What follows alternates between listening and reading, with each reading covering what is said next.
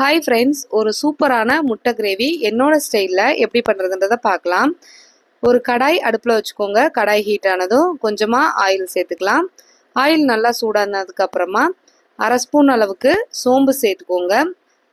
அரை ஸ்பூன் அளவுக்கு கடுகு சேர்த்துக்கோங்க. உளுந்தம்பருப்பு தேவையில்லை, கடுகு மட்டும் சேர்த்துக்கோங்க.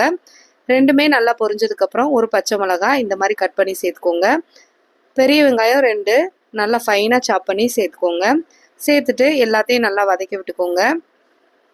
இப்போ வெங்காயத்துக்கு தேவையான அளவு உப்பு சேர்த்துக்கலாம். கொஞ்சமாக கருவேப்பிலை இலை சேர்த்துக்கோங்க. சேர்த்துட்டு வெங்காயம் நல்லா கண்ணாடி பதம் வர அளவுக்கு நல்லா வதக்கி விட்டுக்கோங்க. சுருள வதக்கிக்கோங்க. அப்போ தான் டேஸ்ட் நல்லாயிருக்கும் கிரேவிக்கு. இப்போ இஞ்சி பூண்டு பேஸ்ட் அரை ஸ்பூன் சேர்த்துக்கோங்க. கொஞ்சமாக மஞ்சள் தூள் சேர்த்துக்கோங்க. ராஸ்மல் போகிற அளவுக்கு நல்லா வதக்கி விட்டுக்கோங்க. அந்த ஃப்ளேவர் அப்போ தான் நல்லாயிருக்கும். இந்த ஒரு கிரேவி செஞ்சிங்கன்னா போதும், டேஸ்ட் ரொம்பவே நல்லாயிருக்கும். இப்போ நல்லா சுருள வதக்கியாச்சு. இந்த ஸ்டேஜில் ஒரு 3 தக்காளி, கொஞ்சமாக மல்லித்தலை, மிளகு, சீரகம் சேர்த்து ஃபைன் பேஸ்ட்டாக அரைச்சி எடுத்துருக்கேன். அதையும் சேர்த்துக்கலாம். சேர்த்துட்டு 2 நிமிஷம் போல் நல்லா கிளறி விட்டுட்டே இருங்க. நல்லா எண்ணெய் பிரிஞ்சு வரணும், அதுக்கு வரைக்கும் கிளறி விட்டுட்டே இருங்க. இப்போ பாருங்கள், எண்ணெயெல்லாம் நல்லா பிரிஞ்சு வந்துருச்சு. அரை ஸ்பூன் அளவுக்கு கரம் மசாலா சேர்த்துக்கோங்க. அரை ஸ்பூன் அளவுக்கு தனி மிளகாய் தூள் சேர்த்துக்கோங்க. அரை ஸ்பூன் அளவுக்கு குழம்பு மிளகாய் தூள் சேர்த்துக்கோங்க. பச்சை மிளகாய் சேர்த்துருக்கோம், மிளகு சேர்த்துருக்கோம், அதனால் காரம் பார்த்து சேர்த்துக்கோங்க.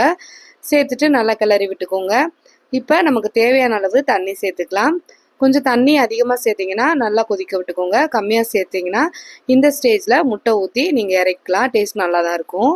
எனக்கு கொஞ்சம் தண்ணியாக தேவைப்பட்டது, அதனால தான் கொஞ்சம் தண்ணி அதிகமாக சேர்த்துருக்கேன்.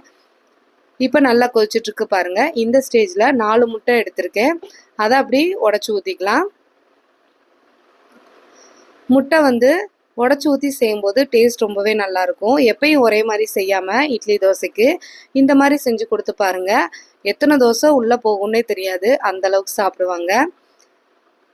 இப்போ பாருங்கள், எல்லா முட்டையும் உடச்சி ஊற்றியாச்சு. இப்போ ஒரு 3 நிமிஷம் போல் அப்படியே குக் பண்ணிக்கோங்க. மூடி போட்டாலும் சரி, அப்படி விட்டாலும் சரி. அடுப்பை மீடியம் ஃப்ளேமில் வச்சுக்கோங்க.